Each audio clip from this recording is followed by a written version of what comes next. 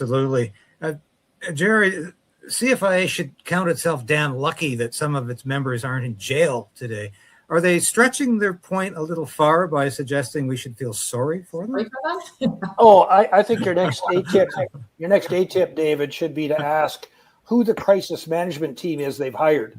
This is all bullshit comms. They're trying to flip the pancake over, and they can't. And I would be shocked if they haven't hired somebody from outside to come in and say, okay, we've got a crisis here. What do we need to do? And this is probably the first salvo in their comms with. That, of course, was former Agriculture and Agri-Food Minister Jerry Ritz, who was a Saskatchewan MP for 20 years as well, a very good friend. And he was on the broadcast yesterday in an interview that we're going to broadcast right now. And you're going to love this. If you think that was a bombastic, provocative, but very honest and accurate assessment, you ain't seen nothing yet. We'll be back shortly with more. The Prime Minister lied and his minions continue to lie. Your home is your castle. We're calling on the government to introduce and immediately pass the Stand on Guard law. But we also need to resolve to resist.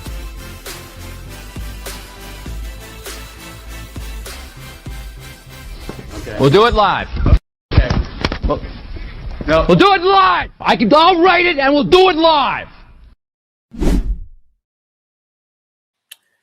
we're doing it live as usual. I'm David Creighton. You're watching Stand on Guard. This show is, of course, Stand on Guard because we're standing on guard for you. Our channel is Creighton's Right. Please subscribe. Please like the station.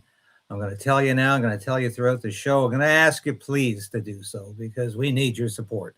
Thank you, all of you who have given so generously of your support. And we are going to continue to move upwards. I'm going to get on with this interview here. In addition to former Ag Minister Jerry Ritz, of course, we had Katie Pasitney, the spokeswoman for Universal Ostrich Farms. And we had Jeff Wilson, veterinarian and professor at the University of Guelph, as well as Jeff's associate, Treasure Hunt. And she is the number cruncher here. So this is a fantastic, informative, accurate interview, and I can't wait for everybody to enjoy this. So without further ado, let's go. Welcome back to another panel discussion on Stand on Guard. It's a pleasure to have some of the same folks we had the last time discussing ag issues, and in particular, the Agriculture Minister. And we have a former Minister of Agriculture and Agri-Food, Jerry Ritz, who was a member of Parliament for 20 years in Northern Saskatchewan, Battleford's Lloydminster, from 1997 to 2017. And he was Canada's Minister of Agriculture and Agri-Food from 2007 through 2015 under Prime Minister Stephen Harper. We also have, of course, Katie Pasitney, spokeswoman for Universal Ostrich Farms and a frequent guest on the program. So nice to have you back. And Dr. Jeff Wilson, veterinarian professor at the University of Guelph and the president of Novometrics, a very, very closely guarded firm. We're going to have to be. So thank you all for coming back. We're also going to have your colleague, Treasure Hunt, will be joining us in about a quarter after the hour. And Chris Barber will be joining us at the half-hour mark to talk about how he feels about the issue and the issue of the hour. So I'm going to set this up.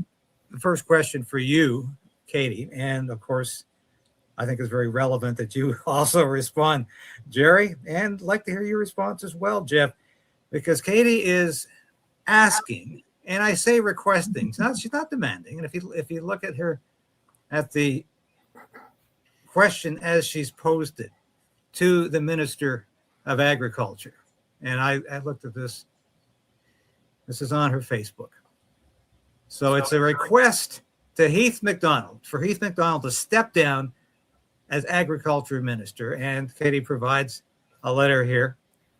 And you can go to her Facebook to find that. And of course, I have also done the same thing on my X post. We'll talk about that later. But I guess just to get the ball rolling, Katie, why are you calling for the Minister of Agriculture, Heath MacDonald, to resign?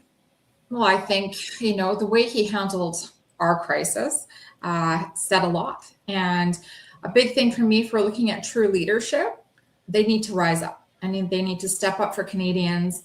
They need to acknowledge that money shouldn't just be readily available to push, control, force, violate our rights. And for government litigation, we need to have that money readily available for prevention, inspection, and public protection. And not once did we have a phone call with him. Not once did he visit our farm. Not once did he offer a discussion. And here we are, we're seeing our rights being abused, or Charter of Rights all of a sudden just didn't matter. And Heath MacDonald, I mean, just does not have the education and the experience to be the agricultural minister, and he's not taking any accountability or what foresight for the future of what consequences we're gonna have, and they're gonna be catastrophic if we continue down the road of destruction. So I really think it's time that we start to put people who are qualified as minister and have the qualifications as minister. So I just really hope that he actually sees that he maybe can be accountable for this, that he made a big mistake and cost taxpayer dollars a whole ton of money when that money could have been used for more serological testing and live virus research centers. And it could have been used for, veterinary and medicine and outbreak response, and actually correcting some of the systemic failure instead of being a leading part of it. So I just think that we can get a lot further faster if we have the educated people in the positions that they are in. Well, I'll throw that to you as well, Jerry, as a former Minister of Agriculture. And we know if you spend any time in the House of Commons, as you did for 20 years as a member, and I did as a staffer, you know it's routine for the opposition parties to call for the resignation of a minister. Not always routine for members of the public to do so. Do you think Heath MacDonald should resign?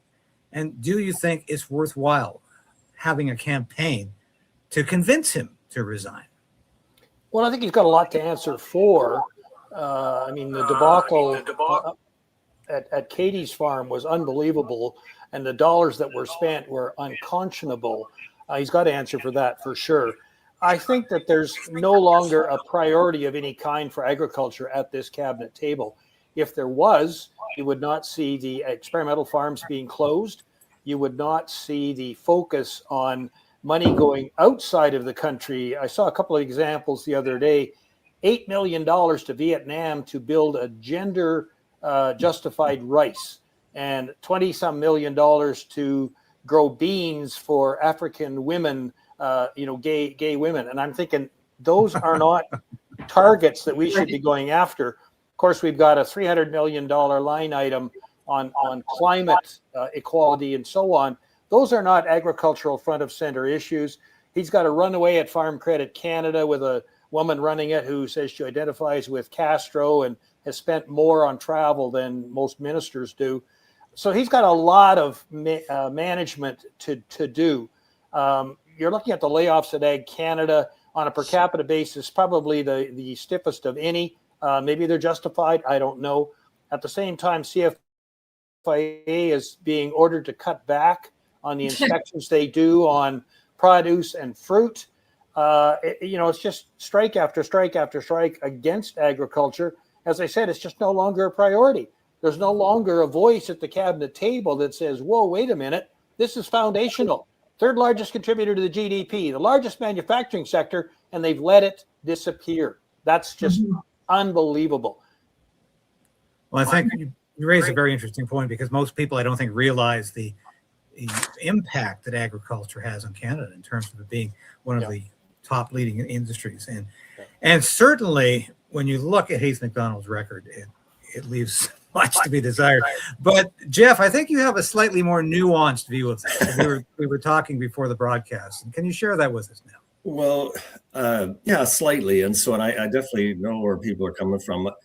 Our kind of approach is to say, first of all, could the minister come to the table, and I would say the Minister of Health as well, and come to the table with producers, with the value chain, with the public, to talk about how to improve CFIA or replace it, and how to improve agriculture and support the agricultural industry. So that's kind of my first approach. Now, mind you, Scott Anderson, the MP from Edgewood, he already sent an email to the minister on my behalf introducing Novometrics and asked for a meeting. We didn't get one. So I'm not totally naive, but I think if you come to the table, that would be amazing.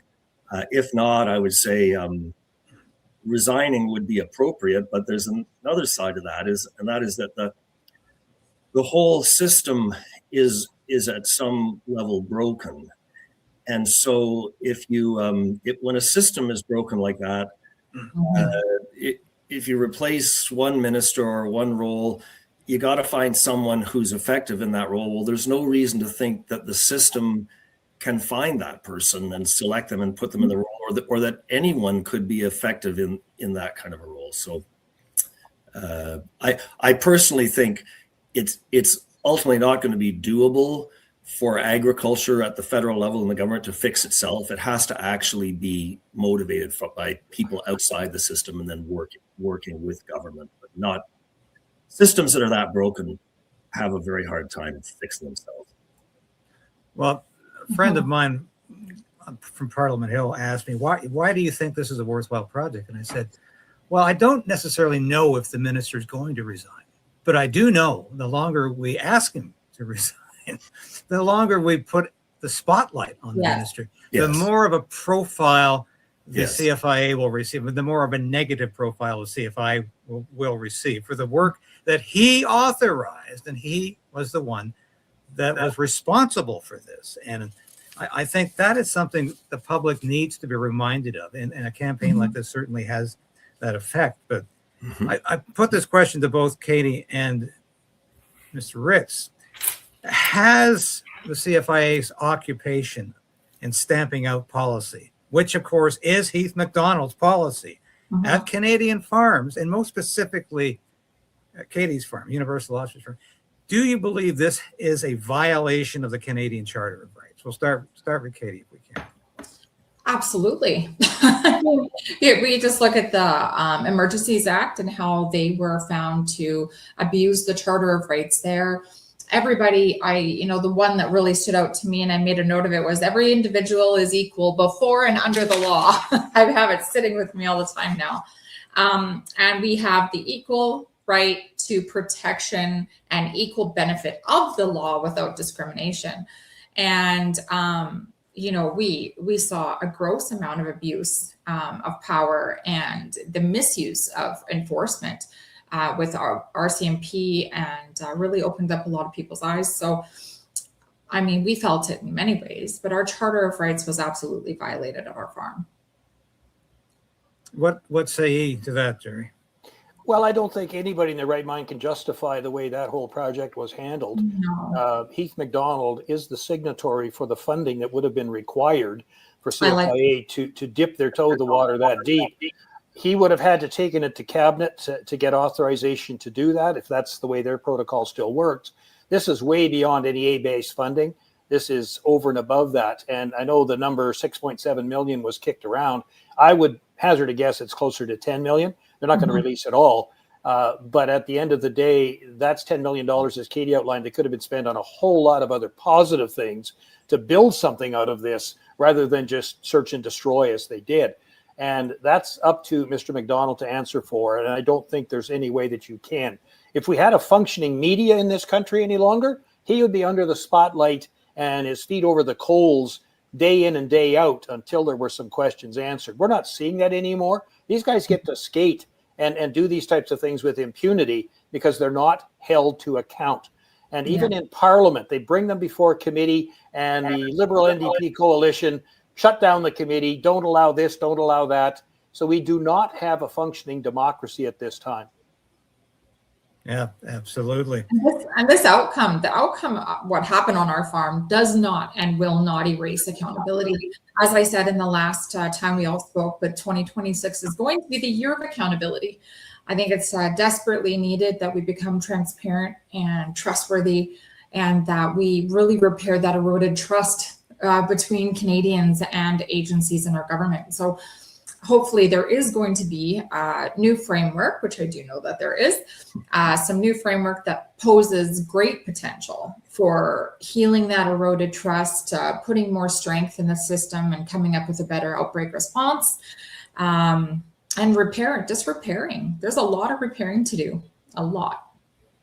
The problem with focusing on outbreak response, and we need to because it is broken, but there's a tremendous amount of work needs to be done in the proactive side before we get to the reactive side. Yes. And, thank God, Dr. Jeff Wilson has taken that challenge on and is working towards that end.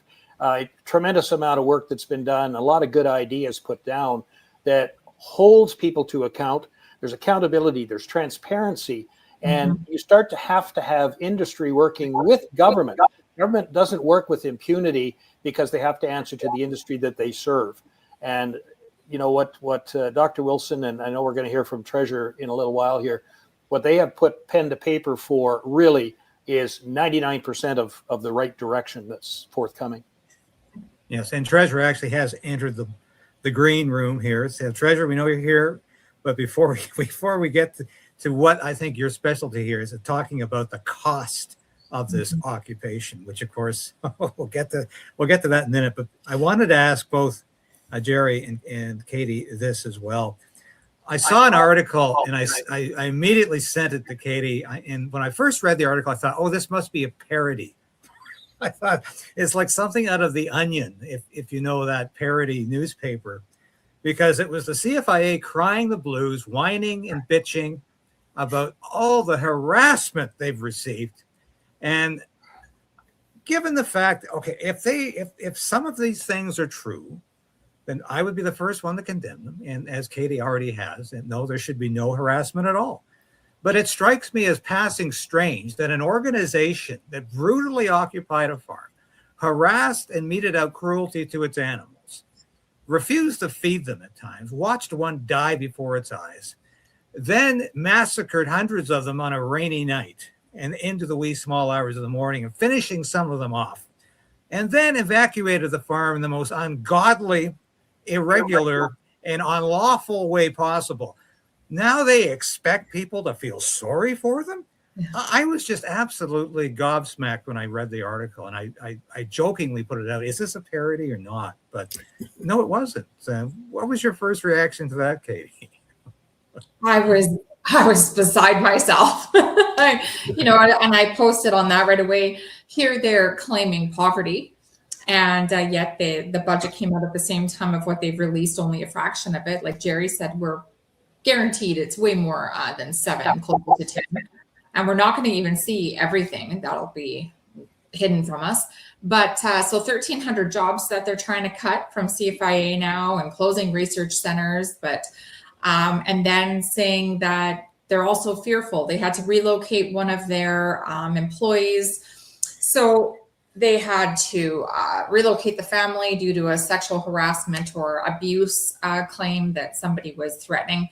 But again, so the person, so first of all, the CFIA employee is anonymous, making the statements. There has been no proof. Nobody has been brought to justice for, if they would have had to actually take somebody, a family, and relocate them, I would expect that we would have saw someone getting arrested, just like we did already. That would have been public knowledge. That would have been on mainstream media, but of course that's not going to be. And so they had enough expenses as well, and to protect their rights and to protect their violation of their rights and abuse and threats.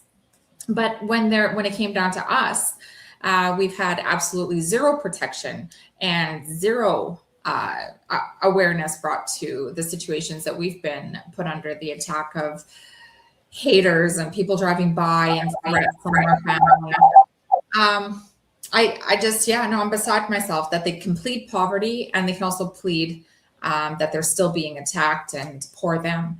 when we're out in the open public. We've exposed ourselves for over a year, haven't hidden anything, and they remain anonymous. I don't think anonymous should be allowed, especially when it's violating other people's charter of rights. And it definitely sideswiped that one. Yeah, absolutely. Jerry, CFIA should count itself damn lucky that some of its members aren't in jail today. Are they stretching their point a little far by suggesting we should feel sorry for them? I think your next ATIP, David, should be to ask who the crisis management team is they've hired. This is all bullshit comms. They're trying to flip the pancake over, and they can't.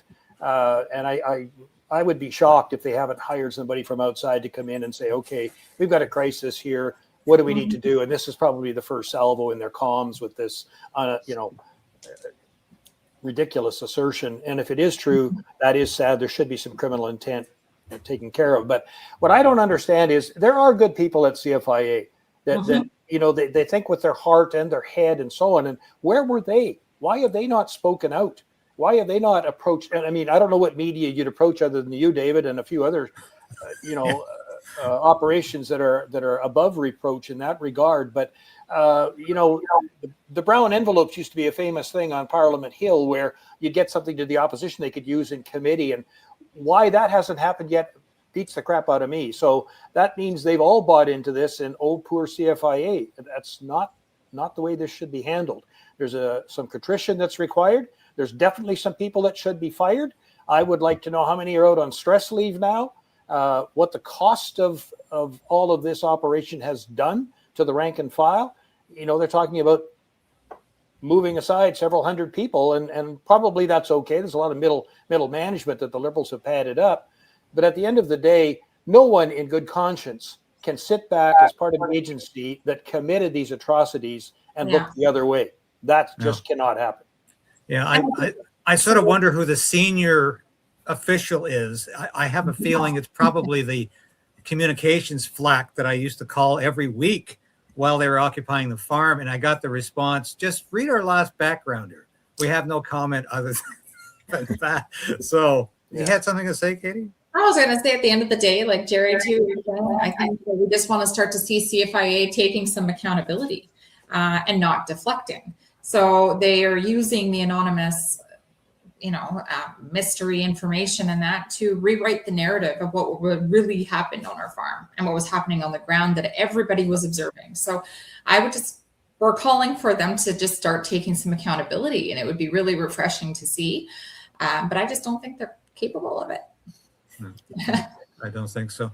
So we want to talk about the cost of this occupation and evacuation. And of course, we have to thank Scott Anderson, Member of Parliament for the Edgewood area, Vernon area, who initiated this. And basically it was $6.87 million. And of course, Jerry, when we talked about this months or weeks before this ended so badly, you were one of the only ones accurately predicting how much it would cost and accurately saying how much this was costing on a daily basis. These numbers confirm, I would say, the low ball. But I don't think 7 million is the final figure, and they're admitting that there's overtime to include in this and everything else. But it's appalling. It's absolutely appalling. Any organization can spend $7 million terrorizing a family farm, and that's the legacy here. When they were given alternatives, testing paid for by the private sector that would have given them the answer they needed, and they just ignored all of that and stormed on through. Yes. So I want to bring in Treasure Hunt now, and I won't give you the large screen, Treasure, because we've just got your that's actually so true. we just got your voice here. So $7 million. You think that's way low ball for the final figure here in the occupation and the evacuation? I definitely think we're not done seeing the numbers. And you know what's even more telling than the number itself is where the money was allocated. Yeah. Right. You've got $500,000 plus for telecommunications just for the RCMP. Well, how much does it cost for each of those people to have a radio and a cell phone for a month? Right.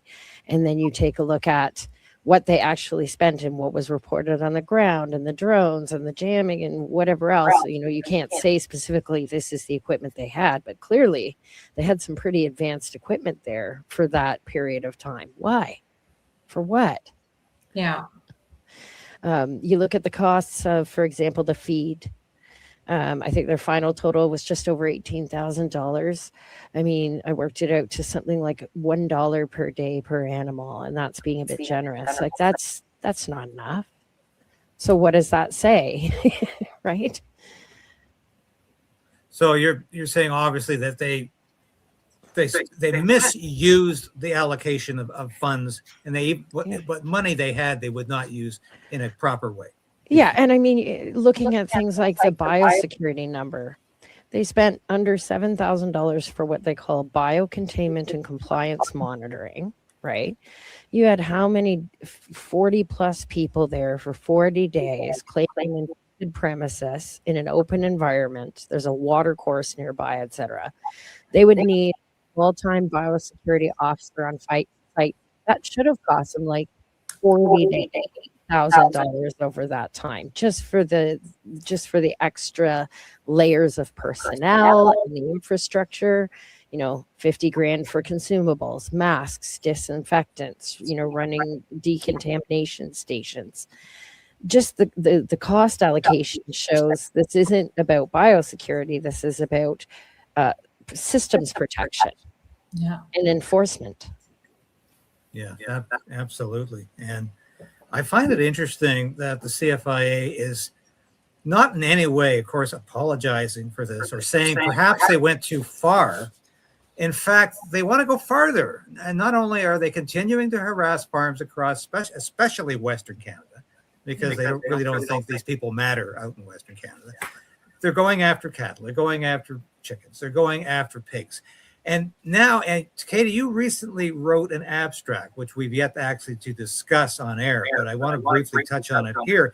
The CFIA is expanding its mandate to the area of traceability. And why does that concern you? And perhaps, Jerry, if you have any ideas in this as well. Well, it's just more overstep of their power, and they're abusing their power. I think it's all about control. We should be really scared, offering them more control than they already have. And we see how they've abused it with our farm. They continue to abuse it. So how are they going to use it if it's traceability? I mean, you have to now have you'll never be able to go and buy a goat from your neighbor, or if you want to go buy a couple chickens, or everything has to be traced. And we're taking away the rights to our farmers. They're experienced. They're not separating the commercial farms from the small independent farms, and they're asking for the same workload from the smaller farms as a commercial operation. So I don't know who's going to be doing all that paperwork, and they're setting everybody up for failure. And I think that's obviously what they're trying to do, because no one's going to be able to comply to that. And we're going to see all of our farmers, we're going to see just another, all of our farmers failing and just getting out of having any animals. And that leads us to food security issues. And it just blows my mind. There's been so much happen in the last month with Canadian food inspection. I definitely think that they would have got a little quieter, but they've ramped up. So to think too that they've just muted, or they've just, that the traceability, that it's gone away because they said that it's not in an right now. It's not going away. It's definitely going to come back. We know that it's going to be a very real thing, and there are new regulations. You cannot comply to that, and they're setting us up for failure. Sure. To my mind, this, the old adage, the best defense is a good offense. That's exactly what CFIA is doing. They're pushing the envelope on so many fronts, trying to distract from this mess that they've made by bringing out all these other new areas that they want to move into. We already have some of the most strident traceability systems in the world. We're a trading nation. Those are required to get into some premium markets. We already do that. But this is the bureaucrats. And again, I think it's this crisis team that are saying, we're going to throw the net wide. We're just going to talk about a dozen other things till this is forgotten. And that's really all they're doing is throwing more chaff into the wind and trying to see where it's going to land. And I was just going to say, David, that we've done quite a deep analysis on avian influenza, not just the ostrich farm, but the poultry industry, and the same thing that you see in ostriches is distributed by CFIA across the whole poultry industry. Well, once you start digging, you find the same kind of things happening in the equine industry, the dairy industry, the elk industry, food safety, antibiotic resistance, and crops. And so it's a systemic problem that affects everything they're touching.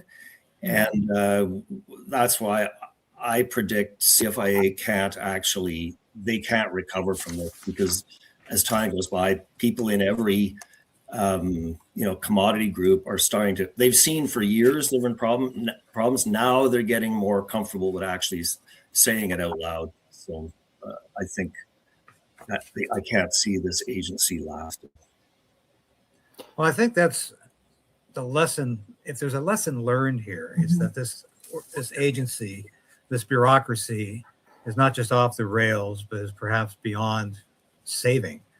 And that it represents a system that is extremely sick and failing. And it's failing human beings. And I think that's what we forget here, is that this is not just a failed system. It's failing for human beings. It's putting farmers out of business. It's destroying livelihood. And that, I think, is the message we need to get home about this minister and his stewardship of his department, which is failing Canadians and failing farmers. And as I hope we don't have to remind people, without farmers, we don't eat and we don't survive as a country. And that is, I think, a huge failing on Heath MacDonald's part and on Agriculture Canada right now. Anyone want to respond? I don't want to ever let Paul McKinnon be escaped either. I know I mentioned him a lot. Yeah. Jerry brought up to me, but he was like, it's Heath MacDonald, because I was like, Paul McKinnon there's one common denominator here. And he was the one who designed the Emergencies Act that Mark Carney pushed to Trudeau that was just found unlawful and unreasonable. And then Paul McKinnon is also not doing such a good job at Canadian Food Inspection Agency. And he was also one of his first jobs in Canadian Food Inspection Agency was to close the complaint center and make it internal investigation only. So, I mean, this is a company or an agency that has zero accountability. They actually perform their own audits, which they have failed miserably, go figure. And I think Paul McKinnon is the common denominator in some of the problems here. And he should be definitely looked at as well. He'll be an ambassador in no time. Yeah. The other, you talk about Heath MacDonald and the agencies that Agriculture Canada is in charge of. Another big one is Farm Credit Canada. And they're in the news right now with a Liberal appointed head of Farm Credit Canada who has spent more on travel than most ministers have, maybe not Carney. And at the same time was telling staff how she really venerates Castro and his policies and how well they worked in Cuba. Yeah, you killed people that got in the way. So, this is someone that Heath MacDonald manages as well, and she's totally out of control. Yeah. No, you can't make this stuff up. I mean, if you want to emulate a system like they have in Cuba, you're emulating a failed state. You're emulating a system that doesn't work for anybody except a small elite of the leadership, of course, any communist regime. Might I add that if you were to replace that guy, who would they replace him with? We didn't think anybody would be worse than Trudeau, and look, now we got Carney. Well, that's an interesting objection, but and of course, this leads me to a question. I guess primarily for you, Jerry, is that I'm hearing from my folks on the Hill that could be in for an election, perhaps summer, that Mark Carney wants to avoid being blamed for an economic catastrophe that could be coming, and he wants to secure a majority government beforehand. However, I really do believe we're going to see a change in the government, and What do you think the first priority of a Pierre Poilievre conservative government should be for agriculture? What should they immediately look at and assess? Oh boy, people, getting the right people in place to start turning this runaway train around. I'm not sure that you can trust any of them there. Certainly there are still some good people, but the biggest thing is to bring in a management team that can, spend the first 100 days just assessing how far the wreck is and how deep it is, and then start to rebuild it. And you may have to pick up some of the old alumni and so on like that understand how it should work, and then start to emulate that and get it back on track. It's not about spending money. It's actually about redirecting what's there. You're going to have to cut deep, and you're going to have to, make some changes to turn this thing around. But at the end of the day, you got to stop doing what you're doing. That's key. And in terms of what would your advice be, Katie, to a new Minister of Agriculture, not necessarily one with the current regime, but if there was a change of government, what would be your advice to that minister? What I like what Jerry says is we have to just get more to be a proactive, not a reactive situation. And we need experience. So if we're going to have somebody in here for agriculture, we need to have somebody who understands the consequences that their decision making is going to have, and not just on their livelihoods, but obviously the future of our food and security and the Canadian agricultural whole, as a backbone to our country, providing us with nutritional food. But I think getting to be more proactive, not reactive, and really putting a new system in place that's going to protect and prevent rather than destroy. But experience. I just think we got to say, I've always puzzled me how ministers and people can get shuffled around somehow. And you can have somebody who's like transportation, and then the next day they're, head of Minister of Education, it's it would be really nice to see people being put in these roles that have experience and understand. Agriculture is also a shared jurisdiction with the provinces. So there's a tremendous amount of energy that needs to be put in play to bring the provinces on side in certain directions. Yes. The Liberal governments are always big contenders for one size fits all. And in a country as diverse as Canada, a confederation to top it all off, everybody's got to have their say. At the end of the day, it's taking all of that and putting it into a policy that addresses 65, 70% of what's required. You're never going to hit the target completely, but you've got to start to recognize that one size fits all programs, which are a lazy man's application, do not work. And we're seeing that in spades. Most of these Liberal ministers have been caught not reading reports, not doing the analysis, not bringing forward a policy that actually hits the target. What they do is announce money and then try to come up with something that helps spend it. We did it the other way around. We designed the program, then put a budget to it. That way, and working with industry, you actually get right 3/4 to 80% of the time. And that just isn't happening right now. And I was just going to say, David, this is a really good discussion. It's nuanced, but part of it's the people. Part of it is that the systems themselves are broken, or they've become broken over time. And you can actually take really good people, and if you put them into a bad system, they will fail. I remember when I was working for the Public Health Agency, it took me a while to begin to understand this. But I remember one fellow in particular. He was a fellow from England, a very good microbiologist, scientist, former academic. He came into the agency, and he was very optimistic and helpful and wanted to collaborate. And a year later, I met him, and he was doing the same thing as everybody else. So a lot of backstabbing, disingenuousness. And what it is, it becomes a survival strategy. If you haven't worked in that kind of toxic environment, it's hard to understand, but it's fundamentally the systems and of which the people are part. But anyway, that's probably a discussion for another time, but definitely that's what we're involved in, and Treasurer and Jerry's involved in, is actually going at the root of the system, the root cause. Anyway, I'll throw that out. That's a segue for some other. Well, actually, I wouldn't mind your comment on that, Treasurer, as well.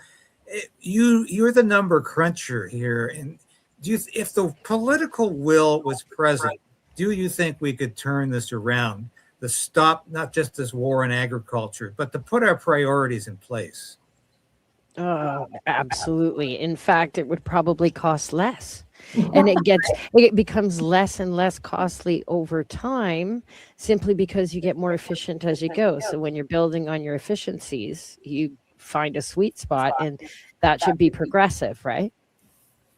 Well, we've got a federal government that's spending almost $20 billion a year on consultants. Doing what?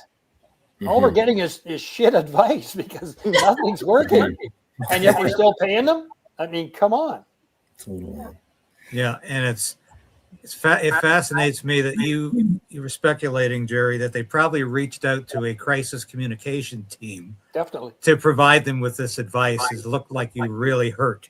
You're really hurt, because as a former public affairs officer in the Canadian Armed Forces, I can tell you, when the government really felt like they were under pressure, they would hire somebody outside of the branch. And they do it all the time, because they always think, as we used to say when we were in uniform, they always rely on the guys with the suits from the communication firm, to get them out of trouble. And I know I can see this happening here.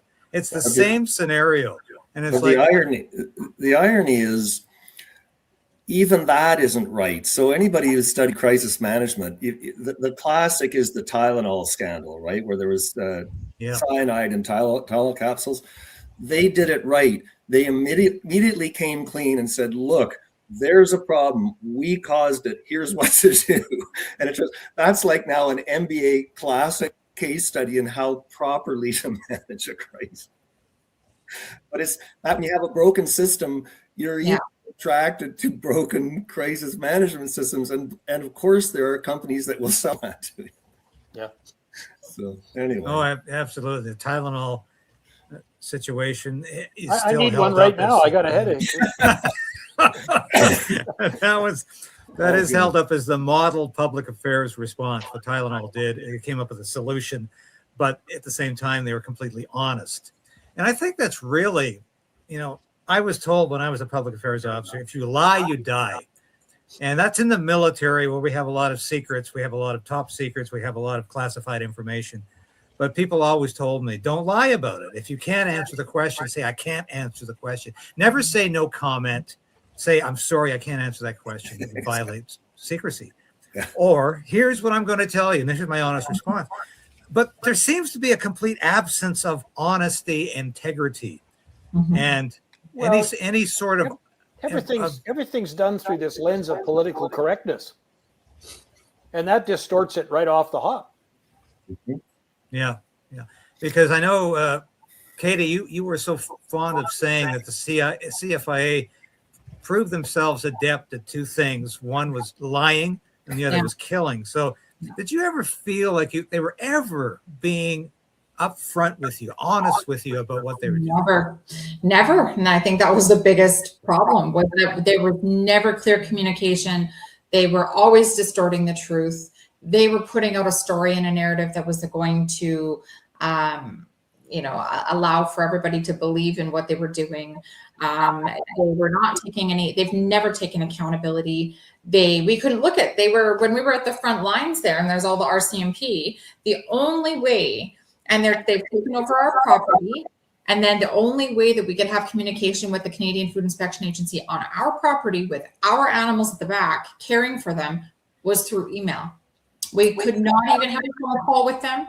Not one Canadian Food Inspection Agency member or employee would come and actually speak to us directly, even with the RCMP. The RCMP were being used as tools to go, and it was like telephone, like in high school or in like elementary, and it's like the rope and the string, and you have to talk, and how the message. So the RCMP had to take the messages to CFIA. The RCMP would come back to us with some of their responses, but majority, even through the time of occupants on our farm, we could only email them. But they lied. They lied the whole time. The only time we got really like good interaction with them was when the spirit was dying. We knew that she wasn't being tubed properly, and then we started holding signs up with our question to CFIA, putting it publicly on all the mainstream media. The RCMP then went and took that to Canadian Food Inspection Agency, and they knew that we were displaying it out publicly to using media, so that they would have been caught. So that was, they lie. They lie, and that's a huge problem. They do not tell the truth or take accountability. And I don't know how you can run a government like that.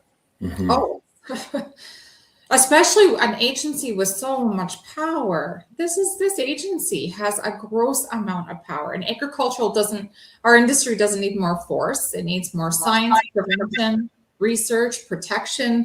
It definitely doesn't need any more force, and they abuse it. It's scary. And David, I was just going to say, because it is a bit nuanced and it can be hidden, just for people watching. So, as Treasurer says, I totally believe this is fixable. This us coming together on this podcast is part of the way you fix it, and that may seem nuanced, or it's counterintuitive because it's kind of quiet and diffused and kind of calm, but the thing of actually bringing people together like this, so you can see you got a former government guy, you got a former minister, you got a former journalist, you've got Katie on the ground, all being willing to stand up publicly, not to scream and yell, not to insult people, but just to talk honestly about what's going on. That's a very, very powerful thing to do, because out in the world, people watching this, they will, and I know because I've talked to lots of people about this, they start to see this and it starts to shift their opinion. And that's happening now. And then under this core and framework, part of what's happening is a bunch of pilot projects to show what an alternative system could look like. Because you can't just tear stuff down. And that's not really the intent. It's to create something better. But unless you have an alternative, of course, people will be naturally, and I think appropriately, very nervous about abandoning what we have. So just for people watching this, oddly, this is part of the way you get this going. And I think David, for step by step, for people in the public watching this to see how this works, I think they'd be very interested, because then they can be directly involved in, right in their own community or whatever they're doing. So I just kind of throw that out. There's more than meets the eye, if that makes sense. Well, Jeff, that's why we have you on, because you're always finding those things that are more than meets the eye.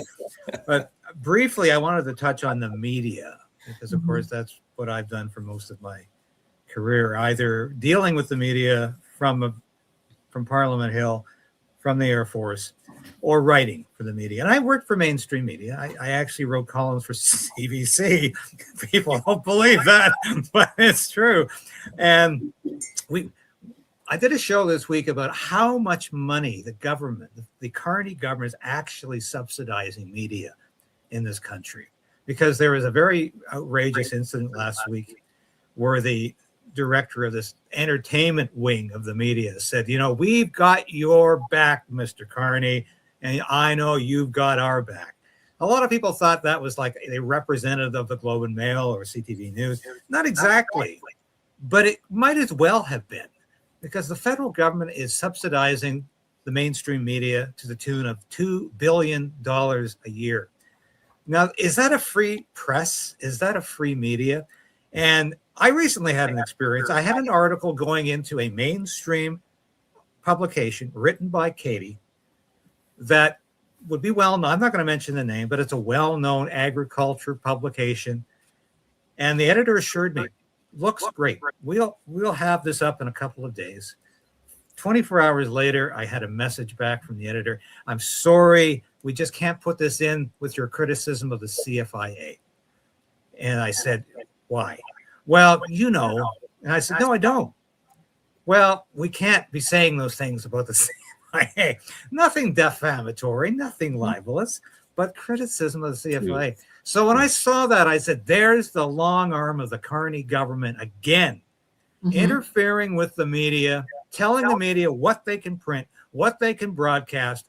And if Mark Carney or perhaps the Ag Minister doesn't like it, well, we're going to tell that publication to withhold that article, to stamp it out. And Jerry, did you see this when you were Ag Minister? You got a lot of criticism from the media, and you never said, sorry, shut up. Oh, hell no. I wanted to, but you couldn't. You kept slugging away with the facts and hope that they finally got around to writing those. The other hammer that the federal government have is ad revenue.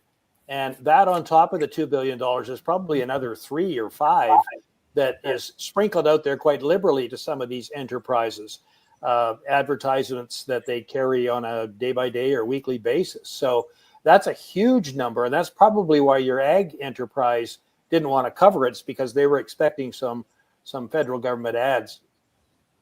Well, that's probably exactly it. But overall, Katie, how would you describe the response from the mainstream media? I don't mean people like myself or Rebel News, but the mainstream media. What was your overall response to that?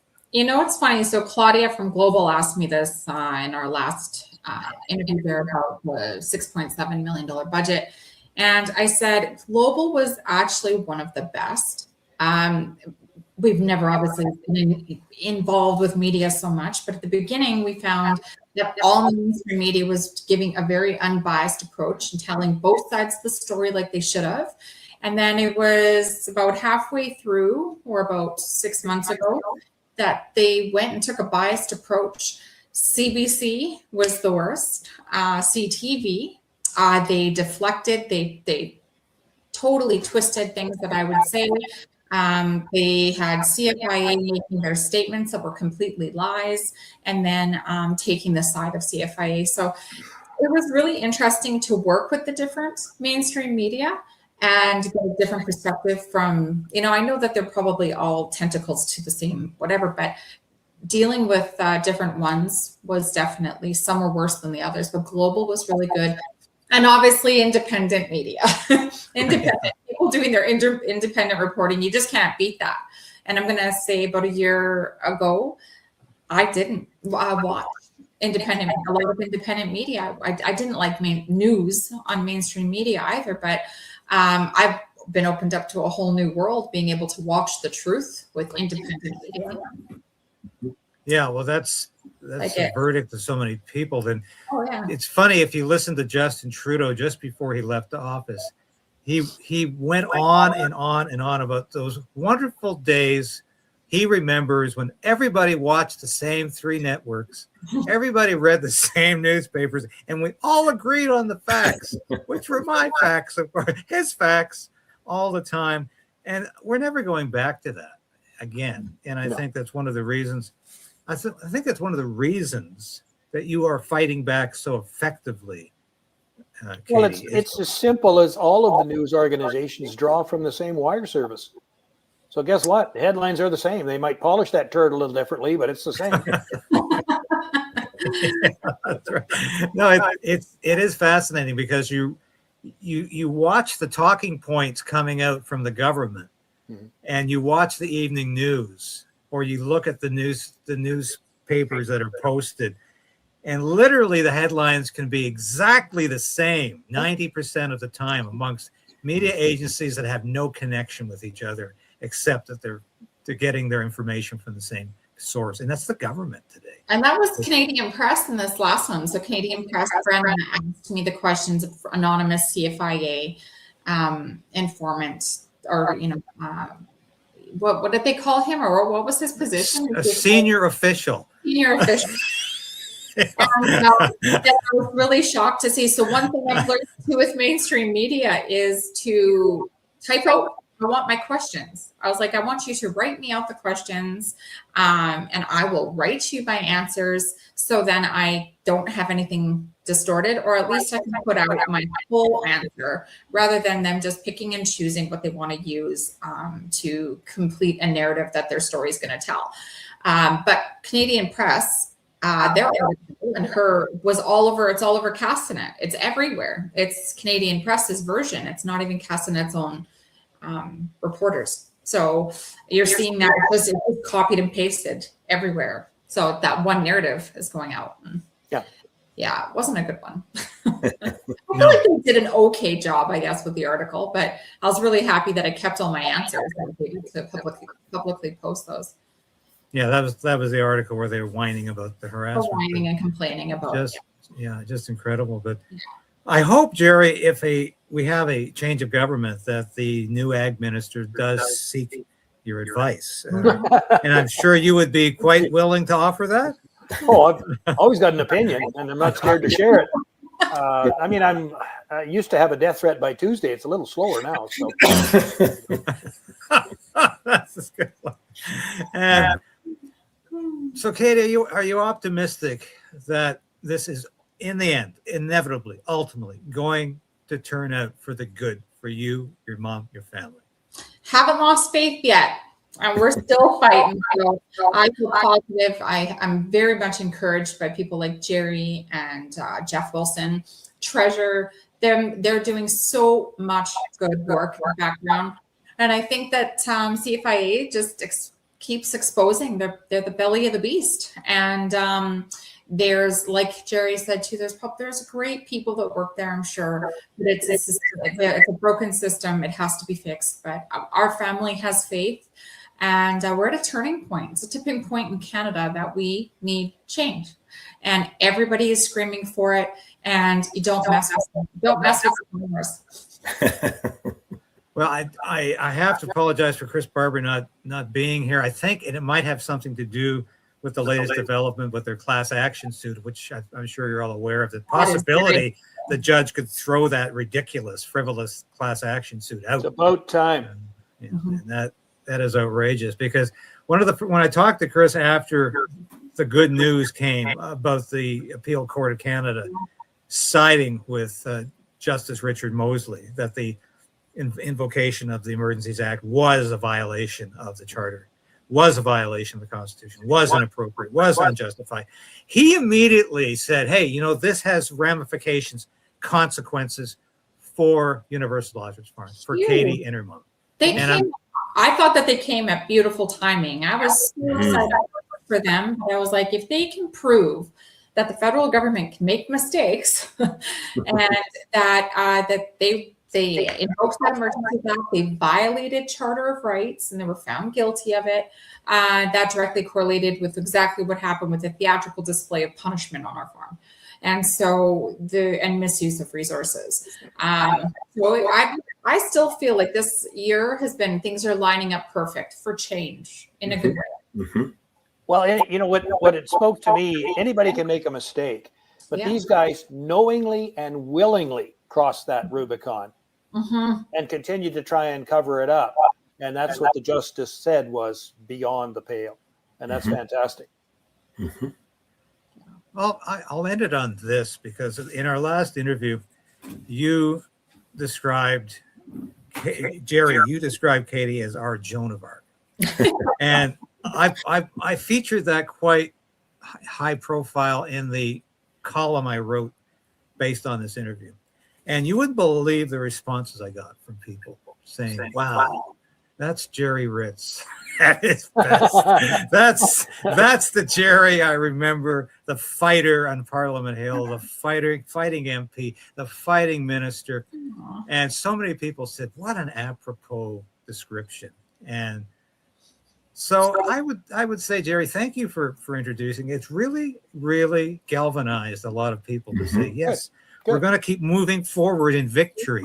We're going to keep moving forward. And I'm not going to ask Katie. I'm not going to say, do you compare yourself to Joan of Arc? But is it inspirational to you to know that so many people out there are looking to you for guidance, for leadership, for the future? Because I know a couple of years back, you probably never imagined you would be in the position you are right now, seizing the future. No, not at all. I still get anxiety getting on even here and just having discussions with you guys. I don't want to let anyone down. I'm so nervous about where we're at in our government. It makes me emotional, especially obviously with what just happened on our farm. Watching Chris and Tamara, watching all these other farmers struggle for just day-to-day survival, and the Canadian Food Inspection Agency getting away with it. So I put a lot of pressure on myself, but I said, you can wage war with man versus man, and, nobody ever wins.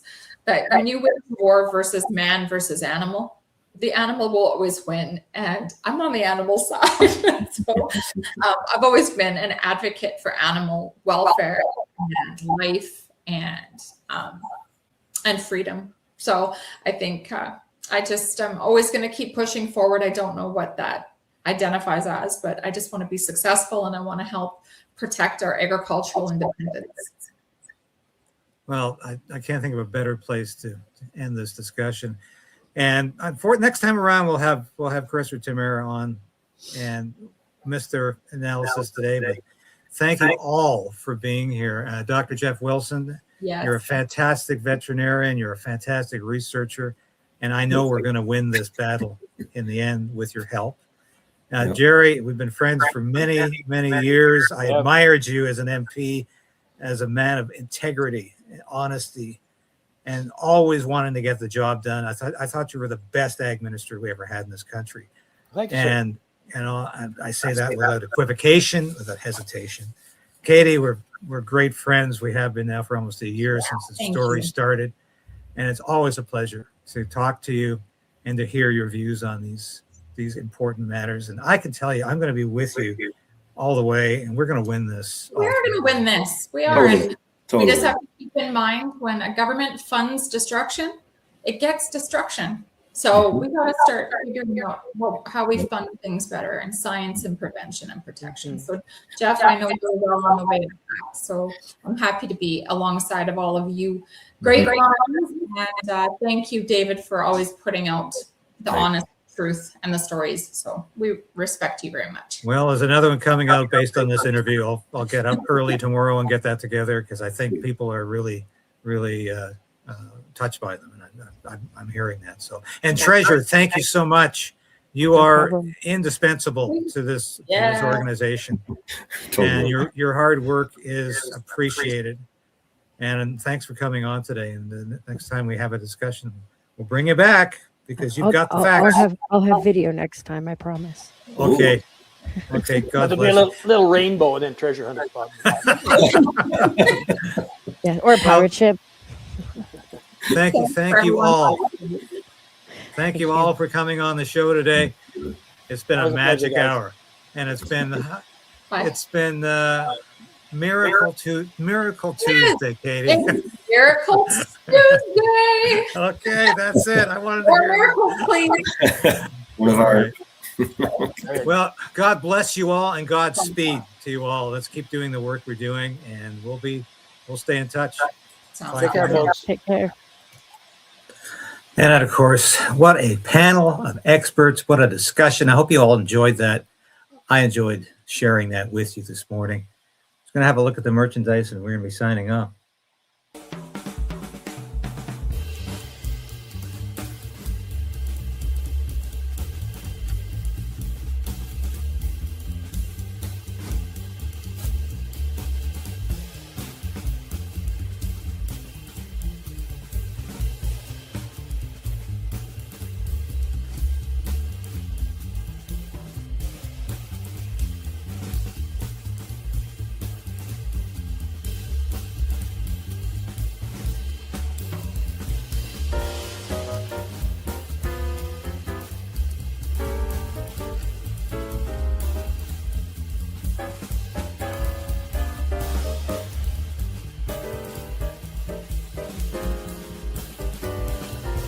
who cares?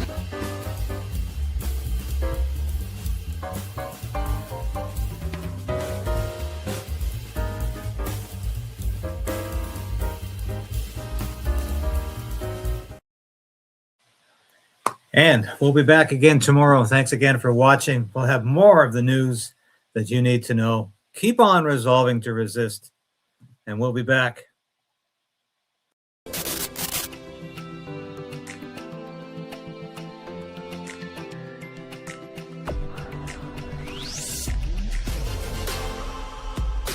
Thank you for sharing this station with your friends and family. Thank you for hitting that like button, because I tell you, we are fighting back in a way I've never had to before, because I'm going to keep this station on the air. I am going to keep fighting for freedom. I'm going to keep fighting for justice and truth. And I am damn determined to resist this Carney government in any way possible as it encroaches upon our individual freedom. And it will continue to do that, mark my words. I'll be back again tomorrow. Same time, same place. 10 a.m. This has been David Creighton, broadcasting live from our nation's capital in Ottawa. Thank you for watching. We'll see you again tomorrow.